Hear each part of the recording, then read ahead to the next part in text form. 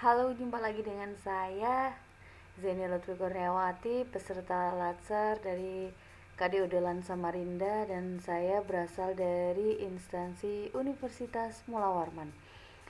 Kali ini saya akan mereview tentang anti korupsi yang merupakan dari bagian nilai-nilai aneka yang terakhir, yaitu A, anti korupsi. Oke guys, selanjutnya saya akan terlebih dahulu membahas tentang apa itu korupsi. Salah satu definisi yang saya ketahui, korupsi adalah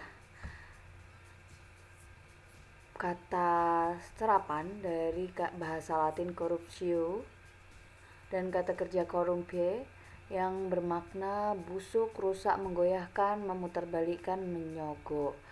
Dan korupsi sendiri merupakan tindakan pejabat publik, baik politisi maupun ASN serta pihak lain yang terlibat dalam tindakan itu yang secara tidak wajar, tidak legal, atau melakukan penyalahgunaan.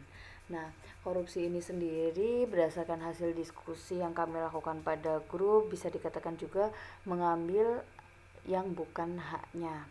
Selain itu juga korupsi ini memperkaya diri sendiri, kemudian merugikan negara secara keuangan, secara fisik, dan juga korupsi ini memiliki dampak yang tidak sedikit, tidak hanya dampak secara keuangan tetapi dampak terhadap stabilitas masyarakat, terhadap stabilitas pemerintahan, hingga kepada kebijakan-kebijakan dan berbagai macam aturan. Nah, pada pembahasannya, pada saat pemberian materi, kami diberikan suatu studi kasus untuk kami pecahkan terkait dengan korupsi-korupsi ini. Nah, di situ kami dapat mengetahui bahwa dampaknya ini luas sekali dari korupsi. Selain merugikan masyarakat, juga meresahkan masyarakat dan membuat negara ini semakin tidak maju dan semakin terbelakang serta semakin tinggi angka kemiskinannya. Oleh karena itu, jika seandainya para koruptor itu tidak melakukan hal-hal yang dapat merugikan negara, misalnya dengan korupsi, maka negara ini kemungkinan akan kaya dan masyarakatnya akan sejahtera. Selain bahasan tentang korupsi, kita juga membahas tentang gratifikasi.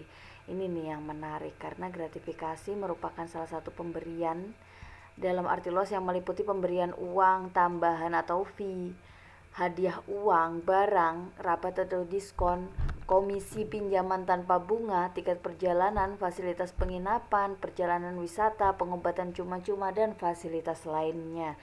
Ingat ya, pemberian.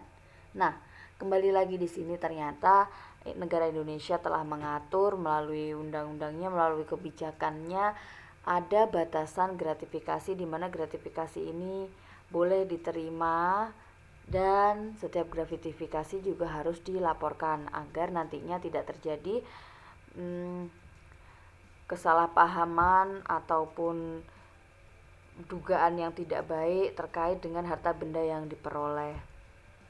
Kalau tidak salah itu berarti benar ya.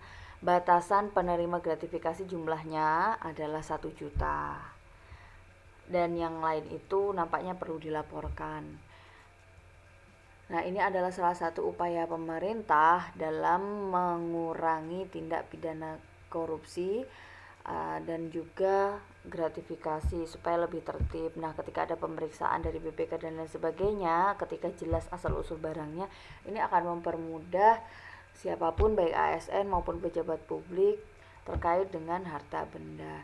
Oke, saya kira ini aja terkait dengan materi korupsi, dan tentu saja korupsi ini merupakan salah satu hal yang dapat merusak eksistensi bangsa, dapat mengancam keberlangsungan bangsa. Oleh karenanya kita harus menghindarinya dari hal kecil hingga hal yang besar. Dimulai dari kita harus bersikap jujur dan amanah terhadap apa yang menjadi tugas kita. Oke guys, sekian saja dulu terkait dengan korupsi. Terima kasih. Wassalamualaikum warahmatullahi wabarakatuh. Sampai jumpa pada video yang berikutnya.